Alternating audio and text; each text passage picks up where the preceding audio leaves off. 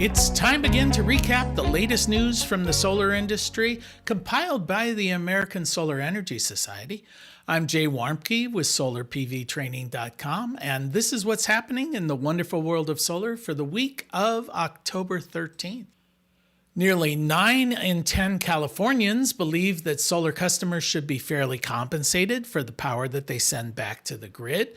85% said that the state should be working harder to encourage more solar adoption within the state, according to new polling released this week by Global Strategy Group, North Star Opinion Research, and CEA, the Solar Energy Industries Association.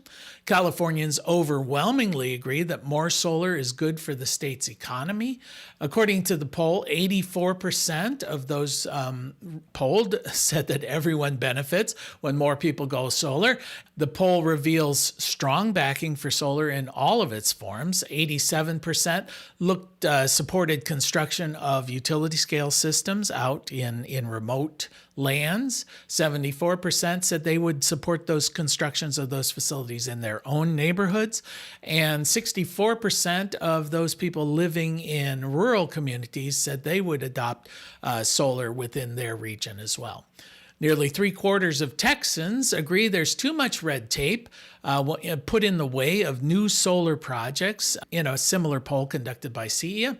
89% of Texans, including 83% of self-identified Trump voters, agree that farmers and property owners should have the right to determine whether or not they want to sell their or lease their lands for solar projects.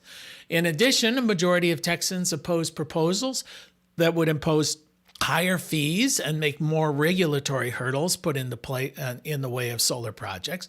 More than 80% of Texans surveyed said they would like Texas lawmakers to create a level playing field between oil and gas and solar and renewable energy so that they compete equally.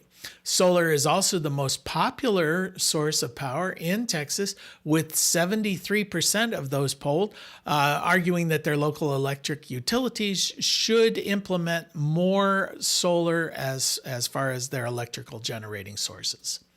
Solar PV is set to be the driving force behind the world's rapid expansion in the world of renewable energy. Solar is set to account for about 80% of all of the new clean energy additions between now and 2030. These are the key takeaways from a report called Renewables 2024, coming from the International Energy Agency, or the IEA. The report forecasts a massive growth in new renewable power by 2030, with 5,500 gigawatts of new capacity being added during that time period.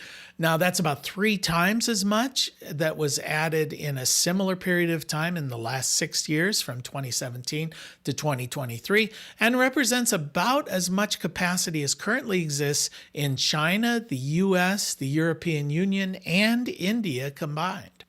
Solar module prices are back on the upswing after hitting a floor in April, according to the third quarter solar module pricing's insight report from ANSA Renewables.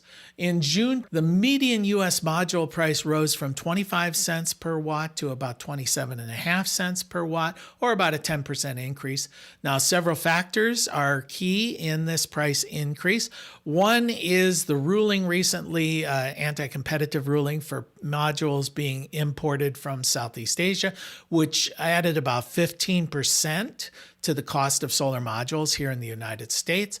This was countered a bit by the growth of domestic manufacturing capacity, which they claim in this report has caused about a 4-cent reduction in the price of solar modules from competition from U.S. manufacturers, or that's about a 7.5% decline.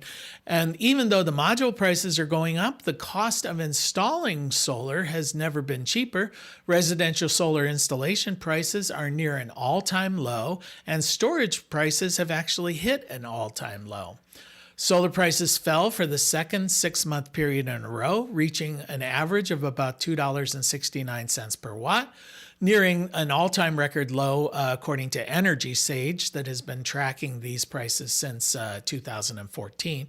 Prices vary greatly by state, with the highest installed cost reported in Rhode Island at about $3.30 per watt, and the lowest state costs at Arizona and Texas, averaging about $2.10 per watt.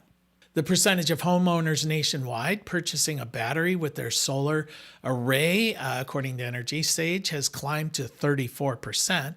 Now, this was led in large part by California, where about 70% of those installing systems are adding batteries. But outside of California, we still saw an increase up to about 22% of those systems that are incorporating solar are now incorporating solar storage as well.